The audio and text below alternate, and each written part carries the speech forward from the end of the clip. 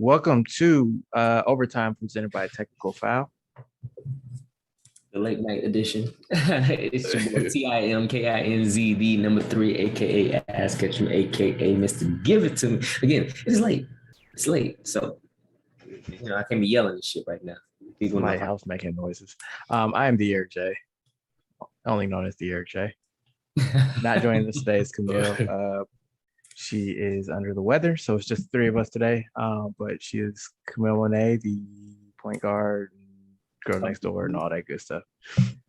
Yeah, but it's your boy K Harris, the gentleman, the everyday gentleman. 07.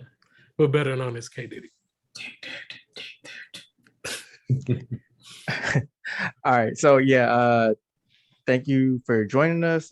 This is gonna be we're trying something new. It's kind of like an NBA season wrap up recap, off-season preview type deal. So we figured we start at the top, start the most relevant, most important. You're still for the next 2 months NBA champion Milwaukee Bucks. until we ain't. Until we got a new champ. They still the champs. So I guess the way we can start this off is, what did you think of the season? Do you think it was a success, a failure? Is it about what you expected? How you feeling? I guess I'll go to Tim first, since you're a resident Bucks fan. Disappointed, because I honestly felt like we could have been back to back, but I understand circumstances and situations happen, especially with the injury bug. Like that was kind of our tale of the season. Like we didn't have our full squad pretty much for most of the season, at least the starting 5. Like we had Brooke missing from game. Like after game 1, we see him damn near for the rest of the season. And then we had various injuries with our role players, our key role players, aka like George Hills or we also had, what was out for, man? It was we had a couple different players out for, man. So they started season out. And then we traded him away, and then Grayson Allen did step up and played better and things like that. So the money made sense when we re-signed him. It made sense. Like, okay, he's kind of working in and living up to the contract and the money that we paid him to kind of supplant Dante, which kind of seemed like the go-to in the first place when we re-signed him anyways, like the insurance policy. We just cashed it in. But then we hit the playoffs again, injury bug. We still not at 110%. Like we had Brooke towards the end of the season. I think the last 10, maybe 5 to 10 games of the season that we really finally been able to get the big 4 of the 5, because of course we lost PJ for last year. So we have them come back though, and now we finally feel like, okay, now we're here where we're supposed to be. We can have the one person fill in like we had with Dante last year. Pat filled those minutes, or Dante or anything like that. But now then we get there, second round exit, kind of like the like we mentioned before, kind of like the Eastern Conference Finals. I'm not Conference Finals. It felt like it, but the second round last year with the Nets is like, we know what we could have been possibly with the full squad. Can't use that as an excuse. We took an L. We took them to 7, but I really expected us to kind of run that back, or at least make it back to the finals and see where it goes from there. So from that aspect, it's a disappointment, but it's an understandable thing that happened with us. Like, again, no excuses. If we could have won game 7, we'd be like, hey, we still cold, we still there, we still this, that, and the third. So you can't really not do that and say like, oh man, we won that full health. So man, we would have been the best. Like, I get it, but understandably so. At the end of the day, for me, it was just a disappointment because we didn't make it back to the championship. So if I'm hearing you correctly, because you took us on a long winding road. Journey. This season was a disappointment to you? although it's an understandable disappointment. But yeah, it was a disappointment because, like I said, we didn't repeat, but I got it. I understood. Ken, you're a come lately Fair weather. Bucks fan. Yeah. What did you think of their season overall? I wouldn't I kind of get what Tim is saying, is that it was a disappointment because the team is actually good enough to, everyone thought the team was good enough to repeat. So I understand what he's saying with that, but I couldn't call the season a complete, I feel like it was a successful season still. Just because going through the entire season, like the Bucks looked like the best, one of the best overall teams anyway. Like still. And then anytime you got Giannis, like he the best player in the world, like you always have a chance when you have Giannis. And in the playoffs, like you truly see like how important Chris Mid is to the team. And just think, like it's always the what ifs. Like it's always, dang, what if Mid was there? Like it could have been a totally different, series. Or and then like Nets fans last year, oh, what if KD foot wasn't on the line if he would have wore regular size shoes? So like the what ifs always suck, but I wouldn't call this season, like I still will call this season a success. Yeah, so I guess like maybe I should have done this before I asked him the question, but like kind of setting up like what exactly the season was, which was, they started with one of the shortest off seasons in NBA history. Like they won a championship July 20th, and by mid-October they were back, they're back on the court. So like they had a shortened off season. Started off with, as you mentioned, Brook Lopez playing the first game and then missing like the next 60. So from there, they cycled through Boogie Cousins. They signed Wes Matthews in, like the first 3 months of the season. They went through a bunch of different two-way guys. They got Dante back around for Christmas Day. And then by mid-season, they traded pretty much everybody that they brought in the offseason. Semi Ojeleye, Rodney Hood. Oh my God. Also traded Dante. They waived Boogie. They bring in Serge Ibaka. He barely plays. When he does, he's not very effective. They get Brook back. He looks much better than could have been expected. Sorry, backing up a little bit. They bring in DeAndre Bembry. He gets hurt and out for this season. They bring in Javon Carter. He's a revelation that, stick a pin in that. We'll get back to it. At various points, Chris misses an extended period of time early. Drew misses an extended period of time early with various like little knick-knack injuries. Giannis misses games here and there like he's wont to do. Like it was just a disjointed season from jump, and you could tell after the playoff run that they had last year that they didn't really get up for the regular season. Like they did just enough to kind of they hovered around the top of the East for the entire year. Like they never got too far back. Part of that is because like nobody wound up running away with the East. But like they stayed between like second place and sixth place like the entirety of the season. And granted, like those were always separated by like 3 games max. But like it felt like they were kind of waiting for the playoffs. So when they finally got here, it's kind of like, okay, now it's go time. Now we're gonna see what this team really is. And they come out and lay 2 stinkers in the first 2 games. And then Chris gets hurt, and it's like I feel like we never really got to see this team. Like I mean, it's Giannis and a bunch of dudes, but I feel like they were specific in the way they built this team over the offseason, and we never really got to see it.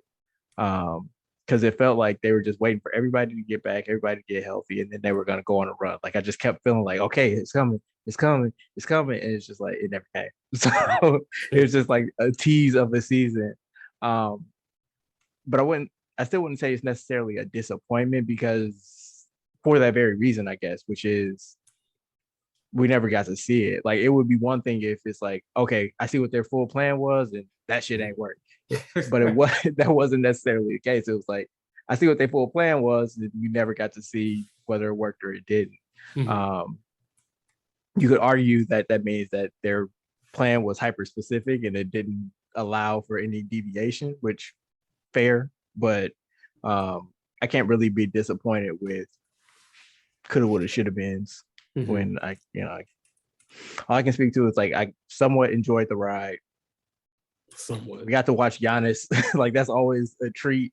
We finally got to see him kind of like forcefully take the best player in the world crown, which I mean he should have had after a 50-point closeout, but whatever. Exactly. Yeah, no, but yeah, I'll say overall it was successful in that you can see specifically the way that Drew, Giannis, and Chris play off of one another. Like Mhm. that is your foundation. Your foundation is solid. Injuries notwithstanding, which Mhm. is really all you can ask for. Yeah. All right, so from there, some things came out of this their playoff run or this playoff series specifically against Boston, where obviously they were missing Middleton, but some of the old criticisms of Coach Budenholzer or the Bucks offensive or game plan or lack thereof, their proclivity to give up open 3-pointers, like all that stuff came back rushing to the fore. So overall, Tim, where are you at with Coach Bud and That man is how stubborn. he That man is, I mean, if I ain't never seen a stubborn coach in my life, I'll not named Doc Rivers. Good Lord, Bud is stubborn, bro. Like, there were several people on the internet just like, what do some of these players have over him? Like, George Hill is getting cooked. And granted, I'm a big George Hill fan. I love when we signed him. I was geek, man. Come on, George. Here we go, George. Like, Grayson Allen, yeah, he was a revelation first round, but then second round, he was getting cooked. And it kind of made me think about last year. Like, okay, his job, he knew his job. In essence, his career was on the line, depending on if we went to the fight. Like, the only thing that would have saved his job was winning the title. So he decided, you know what? I'm not going to just, stick my head in the sand and just do what I want to do and ignore everybody else. I'm going to actually, try to make these changes. So, first round, Bryn Forbes shooting the lights out, outscores Jimmy Butler. Cool. We didn't play him the rest of the playoffs. Oh no, they did. He just didn't hit a shot the rest of the playoffs. But he also got limited minutes as we got deeper and deeper because he did. That is true, but he did get he got the same amount of minutes. And I'm not disputing what you're saying. I'm just trying to give more context. Like he played about as much at the start of the net series as he did against Miami. He just wasn't hitting shots, and obviously his defense was atrocious. And then round 3, he tried him again. He still wasn't hitting shots, and then by the Suns series, it's like, okay, this ain't working. You done. Yeah. And I feel like he should have took that approach with Grayson. Like with Grayson, okay, first round, cool, shooting the lights out, revelation. Like, damn, okay. Second round, it ain't really clicking. You ain't got it, boss. And you ain't really playing defense. Like you playing defense, but you ain't stopping nobody. And I get it. Like, he's a bigger guard or whatever like that. So you feel like you can put him on the wing. At least he's giving the effort. He's trying. At least he's trying. I get you. But Bryn Forbes was trying too. And you say, you know what? You can try on the bench. He should have did that. But you got Javon Carter out here who was playing better every time he stepped on the floor than George Hill. Why did you refuse to give this man? You kept throwing him in garbage time. Like, you didn't really give him no tick during a regular game, like when it really mattered. And it's like, okay, you see that happening, why not change that? Or you see that, why you got your players running from the corner to the top of the key to leave the corner man wide open? Like, what kind of scheme is that, bro?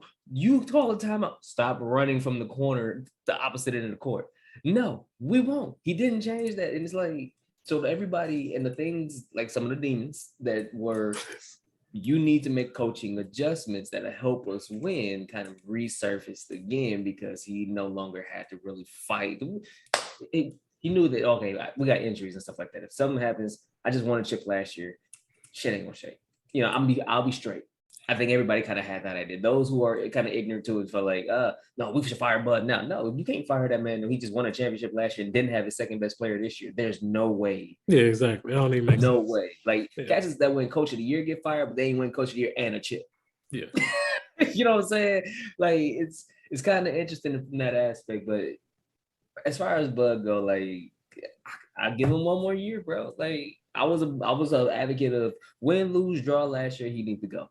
But clearly, you can't fire a coach who just won a championship that year. Now, next year, we may be talking about that again. But then again, if he know his job on the line, who the fuck knows? He might make adjustments again. We shall see. We shall see. So for now, it's just like, what you want me to do? Like, whether I like it or not.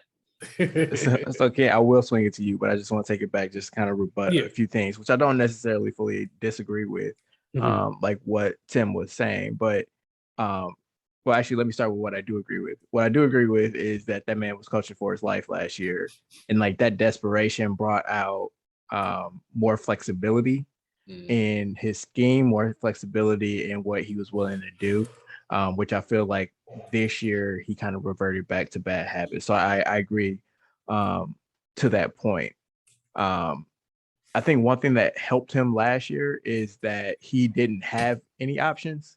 Like he was kind of forced to play the guys that he could play. Like he didn't have better options on the bench. So it was either, stick with the guys that you got or just stop playing them completely. Like you didn't have a Javon Carter waiting on the bench where it's like, okay, well, like you could at least try him. Like somebody's been effective and you're just, icing him out of the rotation when other guys clearly aren't working. Like that was the issue in the bubble. Like he had Wes Matthews and I guess Wes hadn't gained his trust yet.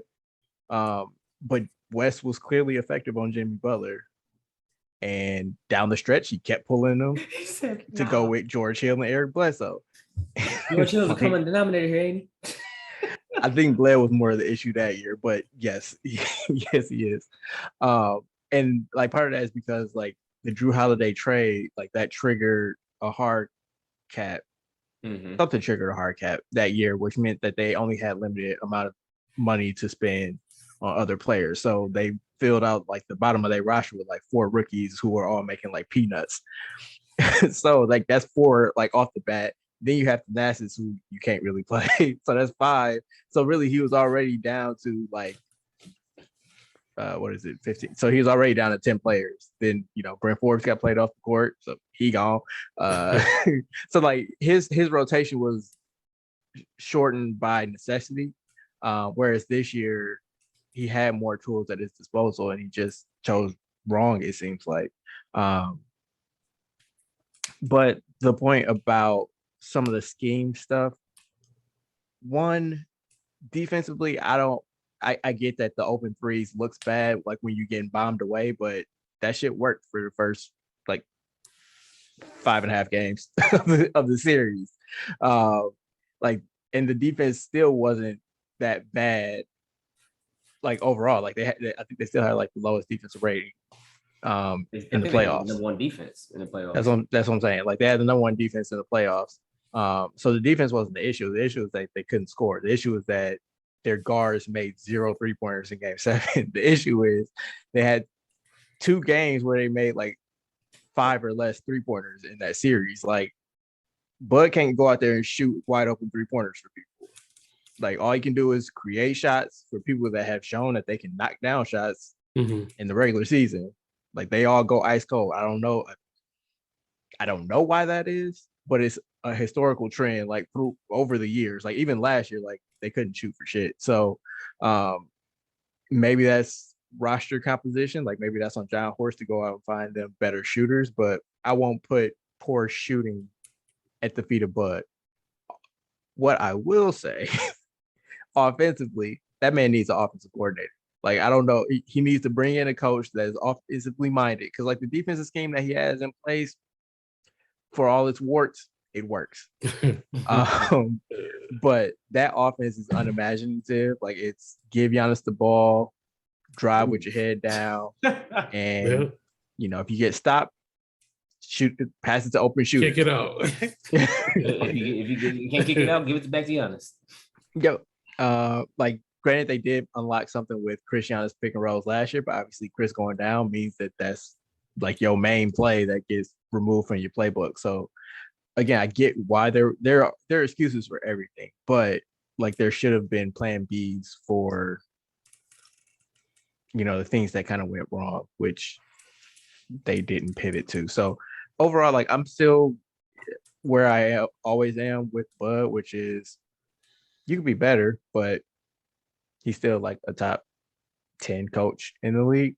Like who you replace him with? Exactly. Like you're not gonna go out and just pick up somebody off the street that's gonna be better than Bud. So dance with the devil, And nobody say no damn Mark Jackson. Who can get Mark? Shut your ass. No, Mark Jackson's going to the Lakers. Mm-hmm. Don't make the sad face now. He's not the one, bro. He's the one. Shout out to Jet Li. So like again, Ken, as our new Bucks fan, do you have any opinions on Budenholzer? Like have you yeah, stubbornness. I definitely have seen that. How you saying that he needs a like offensive coordinator makes perfect sense, because in a lot of cases it seems like he just doesn't pivot. Like you say, like something that happened, but he just like stick with the game plan, just stick with the plan. It's just like, nigga, like it ain't working, bro. Like you got to do something. So yeah. And then again, like you can't fire this man. Like everybody fire Bud. Like, come on, man. He just won the championship. Y'all was close to going again. Like you can't. I don't know. That's just ridiculous to say fire him. And again, who out here? Mark Jackson, what? Van Gundy, both of them. Oh no, both of them.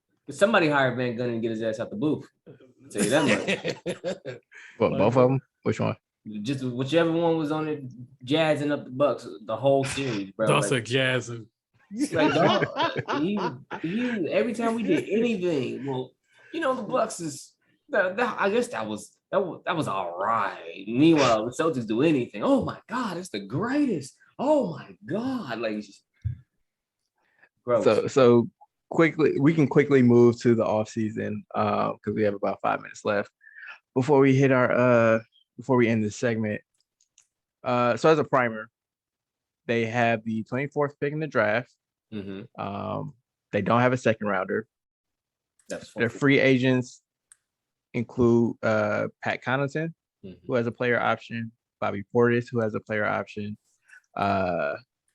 Serge Ibaka. His is just expiring. Yeah, his is just expiring. Javon Carter.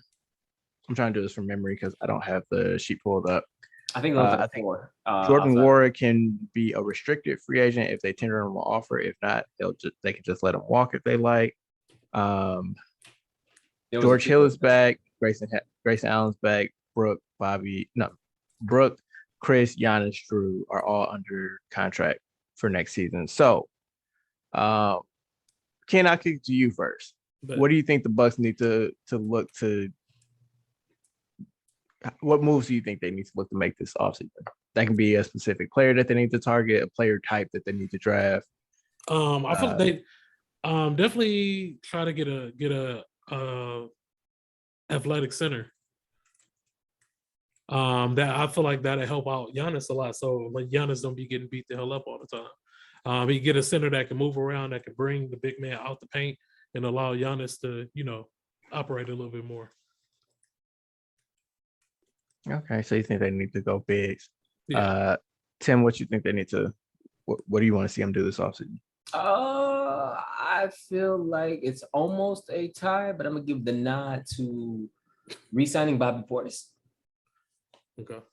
Don't make the same mistake that we did with PJ. Just saying, go find you something that will match it. No, because Bobby might find 18, 20 million. I might not want to match that.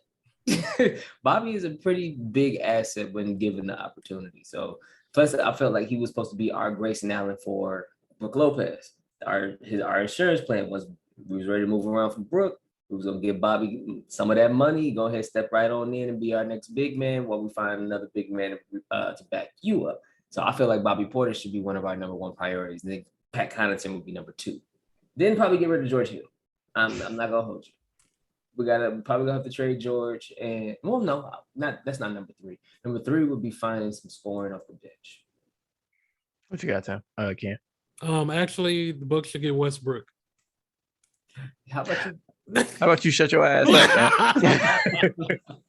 All right, really quickly because we got about a minute left. For me, I actually would flip that. I think Pat Connaughton is probably the more important piece to bring back, just because he's a 16 game player. Bobby is kind of dependent on the matchup, and I'm not saying that he's not good because obviously he is, but I think that this team needs to be built towards playoff flexibility, and Pat gives you more flexibility than Bobby does. He's a more reliable shooter. He's a more reliable defender. He's shown continuous growth throughout his time here in Milwaukee. So I will prioritize bringing Pat back. He, for all I know, he may not even opt out. Like I think he has like a $5.7 million player option, whereas Bobby's is only like 4 something. So Bobby's definitely opting out. When it comes to Pat, we'll see, because I don't know if he can necessarily get more than that on the open market. I mean, probably can, but we'll see. He also seems to like playing with Giannis and likes being in Milwaukee. So, I mean, they both do. So, I would say, yeah, bring back both. I'd be happy to see both of them back. As far as player types that they need to target, I think that this year exposed the fact that they don't have a lot of size on the wing. Like, bring back Wes Matthews. Hopefully, he's not washed. Like hopefully this ain't when when it falls off the cliff for him. Like the offense already has, like, that man don't need to dribble ever. But hopefully he can hold up defensively for another year. But bring in more wings. Like they had the right idea last year. They just picked the wrong guys on Rodney Hood and Shimmy Ojale. But with that, that wraps up our Bucks talk. We will be back on the other side of this commercial break to talk about some other teams off season.